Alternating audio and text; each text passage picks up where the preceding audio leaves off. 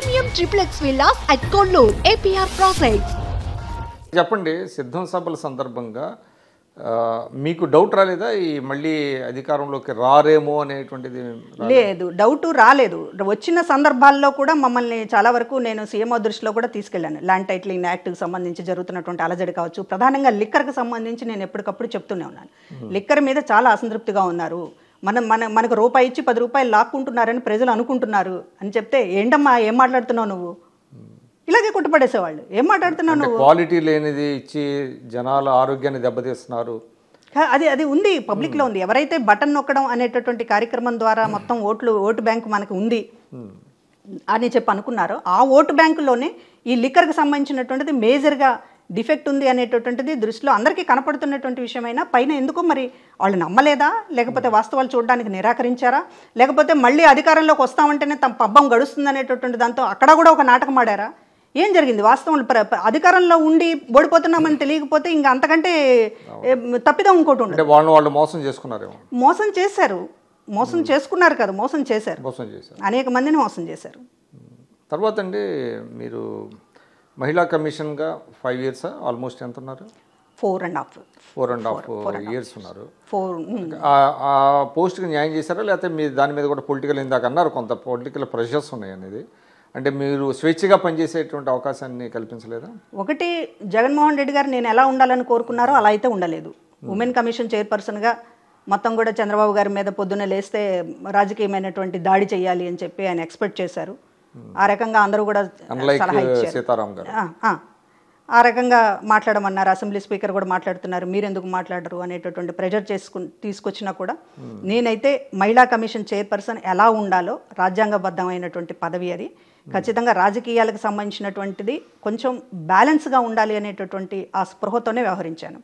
కానీ అదే సందర్భంలో ఇక్కడ ఉన్నటువంటి పొజిషన్ కూడా ఇవాళ మీలాంటి వాళ్ళు అర్థం చేసుకోవాలి. జగన్మోహన్ రెడ్డి గారికి సంబంధించినటువంటిది ఇక్కడ మార్కులు అనాలా, లేకపోతే దీనికి సంబంధించినటువంటి తలకాయలు ఉండాలా, లేవతీయాలా అనేటటువంటి లెక్కలు చాలా ఉంటాయి. ఏ రోజుకి ఆ రోజు ప్రోగ్రెస్ రిపోర్ట్ ఉంటుంది. ఏ రోజుకి ఆ రోజు దీనికి సంబంధించినటువంటిది వీళ్ళ పని విధానం, పని విధానం అంటే మానిటర్ చేస్తారా? మానిటరింగ్ ఏముండదండి, అంత ఆ సిస్టమ్ కూడా ఉండదు. ఇక్కడ పని విధానము అంటే ఏంటంటే, నువ్వు ఎదుటోళ్ళని ఎంత బాగా తిడుతున్నావా లేదా, అంతే పని విధానం. మిగతాది సంబంధించి నీ తెలివితేటలు ఏంటి, నీ సమర్థత ఏంటి, లేకపోతే ఎంతమంది నువ్వు బ్యాలెన్స్ చేసుకుంటూ వస్తున్నావు, లేకపోతే మొత్తం కూడా ఇవాళ మహిళా కమిషన్ సంబంధించి మామూలు మహిళల్ని సంబంధించి ఎంత న్యాయం చేశావు, ఈ ప్రోగ్రెస్ రిపోర్ట్ ఏమీ పనికిరాదు. ఇక్కడ అవతల వాడిని తిడుతున్నావా లేదా? అసలు వైఎస్ఆర్సీపీలో పదవులు ఇచ్చేదే తిట్టడానికి చంద్రబాబు గారిని, లోకేష్ బాబుని అని అంటారు. ఖచ్చితంగా ఇప్పుడు చాలామంది చెప్పారు కదా, నువ్వు తిడితేనే నీకు సీట్లు అనేటటువంటిది కూడా నెక్స్ట్ ఎలక్షన్ అదే పద్ధతిలో తీసుకెళ్తామని కూడా చెప్పారు. సీట్లు తీసుకుంటున్నారు, ఎమ్మెల్యేలు అయిపోతున్నారు, ఎవరిని తిట్టకుండా కూర్చుంటున్నారు అనేటటువంటిది కూడా జగన్మోహన్ రెడ్డి గారు చాలా ఓపెన్గానే చెప్పారు. ఆయన ఇందులో సీక్రెట్ ఏమి లేదు. తిట్టడం అనేటటువంటిది క్రైటీరియా, దానికి సంబంధించిన దాంట్లో నేను మిస్ మ్యాచ్ అయ్యాను. ఈ 5 ఏళ్ళు మీరు రాజకీయాల నుంచి నన్ను తప్పించాలనుకున్నప్పుడు నేనెందుకు రాజకీయంగా పోరాడతాను? రాజకీయంగా ఎదురుదాడి చేయాల్సినటువంటి అవసరం ఏముంది? కానీ ఒకటండి, అంటే మీరు మహిళా కమిషన్ చైర్మనే కాకుండా గతంలో మీరు చాలామంది మహిళలకి ఆసరాగా యాజ్ ఏ అడ్వకేట్గా మీరు రాజమండ్రిలో మీరు ఇందాక చెప్పారు. సునీత గారికి అన్యాయం జరిగినప్పుడు మీరు ఎందుకు స్పందించలేకపోయారు? ఇక్కడ స్పందించడం అంటే, ఇప్పుడు షర్మిల గారి విషయంలోనే ఆవిడతో పాదయాత్ర చేశాను, ఆవిడకి విజయమ్మ గారికి తోడుగా ఉన్నాను అనేటటువంటి దానితోనే నేను ఇంత శిక్ష అనుభవించాను. సంబంధం లేకుండా ఇవాళ నాకు ఎమ్మెల్సీ ఇవ్వకుండా, లేకపోతే పొలిటికల్గా పూర్తిగా తప్పించేటటువంటి ప్రయత్నం, జస్ట్ ఒక భ్రమలు అపోహలతోనే నన్ను ఇంత శిక్ష గురి చేశారు. ఇక సునీత గారిని ఓపెన్గా మాట్లాడితే ఇప్పుడు ఏమీ లేకుండానే ఇవాళ పదవి నుంచి తప్పించేటటువంటి ప్రయత్నం చేశారు. కాబట్టి సునీత గారితో మాట్లాడాలి అని అంటే ఇక్కడ నుంచి ఎగ్జిట్ అవ్వాలనుకున్నప్పుడు మాట్లాడాలని ఉంటుంది. ఒక మహిళగా అన్యాయం జరిగినప్పుడు మాట్లాడాలని ఉంటుంది. కానీ ఇక్కడ అంత స్వేచ్ఛ ఉండదు. అంత శక్తి చాలదేమనుకున్నారా? అంటే పార్టీలోంచి బయటికి రావాలి అనుకున్నప్పుడు రావాలని అంత తొందరగా అనుకోలేదు. అది చేసినటువంటి పొరపాటే. ఇవాళ జగన్మోహన్ రెడ్డి గారి గురించి ప్రపంచం అంతా అర్థం చేసుకున్నారు, ప్రజలు అర్థం చేసుకున్నారు. కానీ ఆ దగ్గరలో ఉండడం వల్ల మేము కళ్ళు మూసుకుపోయినాయి. ఆయన స్వభావాన్ని అర్థం చేసుకోవడంలో కావచ్చు, ఆయన మోసకారితనం, నటన విషయాలను అర్థం చేసుకోవడంలో ప్రజలు బాగా సక్సెస్ అయ్యారు. కానీ ప్రజలు అర్థం చేసుకుని తీర్పు ఇచ్చిన తర్వాత కూడా ఇంకా మమ్మల్ని మేమెందుకు నమ్ముతాము? నమ్మడం పొరపాటే, చివరిదాకా నమ్మడం పొరపాటే. నేను అదే రాజీనామా చేసినప్పుడు కూడా చెప్పాను, ప్రజా తీర్పు తర్వాత అన్ని విషయాలు ఒకసారి రివ్యూ చేసుకోవడానికి మాకు అవకాశం ఏర్పడింది. కానీ అప్పుడు కూడా ఎందుకు చేసుకున్నారు మీరు? ఇంకా అక్కడనే ఉండాలి కదా, లేకపోతే బయటకు వస్తే మీరు రాజకీయంగా సమాధి అవ్వాలి, కానీ మీరు ఇంకో పార్టీలోకి ఎట్లా వెళ్తారు అని అడిగితే ఈ శాపనార్థాలు ఏంటి బ్రదర్స్ అని అడుగుతున్నాను నేను కూడా. ఇప్పుడు రాజకీయంగా సమాధి అవ్వాలనే కోరుకోకూడదు కదా. ఇంకోటండి, అంటే ఓటమికి అనేక కారణాలు ఉంటాయి. జగన్మోహన్ రెడ్డి గారి పార్టీ, జగన్మోహన్ రెడ్డి గారి ప్రభుత్వం ఓటమి చెందటానికి ప్రధానమైనటువంటి కారణాలు ఏవంటే మీరేం చెప్తారు? ఒకటండి, ప్రజలు ఇతన్ని నమ్మలేదా? నమ్మి తర్వాత దాంట్లోంచి బయటకు వచ్చారా? ముందు ఒక ప్రమాదకరంగా భావించారు. ఎందుకంటే నిజంగా నమ్మారు కాబట్టి ఆయనకి 150 మొదటిలో 2019లో అధికారంలోకి రావడానికి ఆయన ఖచ్చితంగా ఒక నాయకత్వం, మంచి నాయకత్వం చూపిస్తారనేటటువంటి నమ్మడం వల్ల, అదేవిధంగా ఆ రోజు ప్రకటించినటువంటి సంక్షేమ పథకాలకు సంబంధించినటువంటి ఆకర్షితం అవడం వల్ల ఒక డిఫరెంట్గా ఒక అవకాశం ఇచ్చి చూడాలి కదా, ఇంతకాలం రాజకీయాల్లో పోరాడుతున్నాడు కదా అనేటటువంటిది సానుభూతి, ఇది ఆయన ప్రజల దగ్గర వ్యవహరించినటువంటి పద్ధతి, ఇవన్నీ చూసి ప్రజలే కాదు, మేమే కాదు, ప్రజలు కూడా నమ్మారు, ఒక మాయాలోకంలో నడిపించారు. కానీ ఎప్పుడైతే అధికారంలోకి వచ్చారు, ముఖ్యమంత్రి అయిన తర్వాత ఆయన అసలు స్వభావం అనేటటువంటి తెలిసింది. మరి అసలు స్వభావం తెలిసిన తర్వాత మీరు 5 ఏళ్ళు తర్వాత అయినా ఈ లోపైనా బయటకు రావాలి కదా అని చాలామంది అడుగుతారు. అసలు స్వభావం తెలుస్తున్నా కూడా ప్రజలు నమ్ముతున్నారేమోనని మేము భ్రమపడ్డాం.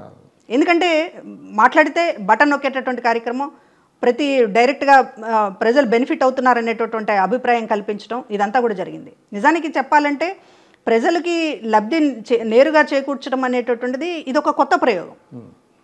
ఆయన తీసుకొచ్చినటువంటి దాంట్లో ఇవాళ దేశంలో ఎక్కడ జరగనటువంటి కొన్ని ప్రక్రియలను చేశారు. కానీ ఇక్కడ జరిగింది ఏంటంటే, ఒక వీరప్పను ఎట్లా అయితే తన సామ్రాజ్యాన్ని కాపాడుకోవడానికి కొన్ని గ్రామాలని తనకు అనుకూలంగా ఎట్లయితే మార్చుకుంటాడో, వీరప్పన్ జోలికి వెళ్ళాలంటే వీరప్పన్ ఎక్కడ ఉంటాడో తెలుసు, వీరప్పన్ ఏం చేస్తాడో తెలుసు, ఎలా వెళ్ళాలో తెలుసు. కానీ వెళ్ళడానికి అక్కడ మధ్యలో ప్రజలు అడ్డుపడతారు. వీరప్పని కాపాడడానికి కోసం కొంతమంది ప్రాణాలు త్యాగం చేయడానికి కూడా సిద్ధపడతారు. ఆ మూడ్లోకి ప్రజలను తీసుకెళ్లాలని ఇక్కడ జగన్మోహన్ రెడ్డి గారు ఒక పథక రచన చేశారు.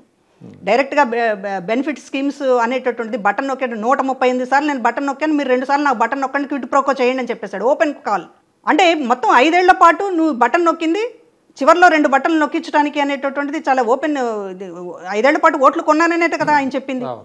కానీ దానివల్ల ఏమైందంటే ప్రజలు ఈయన పట్ల కన్సెంట్ అనేటటువంటిది, అంటే ఇప్పటిదాకా మనల్ని ఎవరు కూడా ఇంతగా సహాయం చేయలేదు కదా అనేటటువంటి దాంతో నాకు కట్టుబడి ఉంటారు, ఖచ్చితంగా నాకే వేస్తారు, నేనే గెలుస్తాను అనేటటువంటి ఒక భ్రమలో ఉండిపోయారు. కానీ ప్రజలు ఏమనుకున్నారంటే, డబ్బులు ఇచ్చి మమ్మల్ని కొనుక్కోవాలని చెప్పి నువ్వు ప్రయత్నం చేశావు, డబ్బులు ఇచ్చి కొనుక్కునేటటువంటి ప్రయత్నంలో నువ్వు చాలా దోపిడీలు చేసావు అనేటటువంటి ప్రజలకు అర్థమైంది. వాళ్ళ కళ్ళ ముందు ఇసుక, వాళ్ళ కళ్ళ ముందు రోడ్లు, వాళ్ళ కళ్ళ ముందు మద్యం, వాళ్ళ కళ్ళ ముందు మైన్స్, గనులు ఎవరు తవ్వుకుంటున్నాడు, కొండలు ఎవరు తవ్వుతున్నారు, ఇసుక ఎవరు దోచుకుంటున్నాడు, ఇదంతా మొత్తం జగన్మోహన్ రెడ్డి గారికి డైరెక్ట్గా అందుతోంది అనేటటువంటిది ఎమ్మెల్యేలే చెప్తున్నారు. మాకేం లేదు అని వాళ్ళే చెప్తూ ఉన్నారు. కాబట్టి జనం గుణపాఠం చెప్పారు. వాళ్ళకి బటన్ నొక్కినందుకు వాళ్ళకి గుణపాఠం చెప్పలేదండి.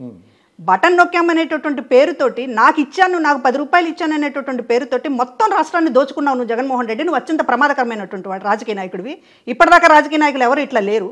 ముఖ్యమంత్రి స్థానంలో ఉన్న వాళ్ళు ప్రధానంగా అసలు ఇట్లా ఉండరు. ఇది అత్యంత ప్రమాదకరమని భావించారు. అంటే ఎమ్మెల్యేలు ఈ దోపిడీలో భాగస్వామ్యం కాలేదంటారా? కొంతమంది కొన్ని చోట్ల వాళ్ళు వేరే దోపిడీలు, ఈ మెయిన్ ఏవైతే ఉన్నాయో శాండ్, లిక్కరు, లేకపోతే మైన్స్, ఇదంతా కూడా డైరెక్ట్. ఇది ఇంత కేంద్రీకరణ అనేటటువంటిది, ఇంత సెంట్రలైజ్డ్ దోపిడీ అనేటటువంటిది మనం ఏ మోడల్లో ఎక్కడ రాష్ట్రంలో ఏ దేశంలో చూడలేదు. మనం ఏ దేశంలో చూడలా, మన దగ్గర కూడా ఏ రాష్ట్రంలో చూడలా. కొత్త మోడల్ ఇంప్లిమెంట్ చేశాడు. అంటే ఆయన స్కెచ్, ఆయన మైండ్, ఆయన ఇంటలెక్చువాలిటీ అంతా ఈ 5 ఏళ్ళు పనిచేసిందంతా కూడా దీని మీద పెట్టారు. అందుకని సిస్టమ్స్ ఏవి పనిచేయాల. పార్టీ సిస్టమ్ లేదు, గవర్నమెంట్ సిస్టమ్ లేదు, ఏ డిపార్ట్మెంట్కి ఒక సిస్టమ్ లేదు. ఎందుకంటే ఈ గాడిని పెట్టాల్సినటువంటి ఆ రోల్ ఆయన పోషించలే. ఆయన చేసిందంతా కూడా కొత్త పోకడలు ఎట్లా పోవాలి దోచుకోవడంలో, దీనికి సంబంధించినటువంటి మొత్తం సెంట్రలైజ్డ్గా అందరి దగ్గర నుంచి 4 మనుషులను ఎలా పెట్టుకోవాలి, వాళ్ళ దగ్గర నుంచి ఎట్లా లాక్కోవాలి, వాళ్ళ కొంత చిల్లర ఎలా పడేయాలి, దీనికి సంబంధించినటువంటి ఒక బిగ్ స్కెచ్ వేయడం. ఎందుకంటే ఇప్పటిదాకా ఎవరు చేయలేదు కాబట్టి ఈయన క్రియేటర్ కదా, కాబట్టి చాలా టైం పెట్టాలి, చాలా హోంవర్క్ చేయాలి.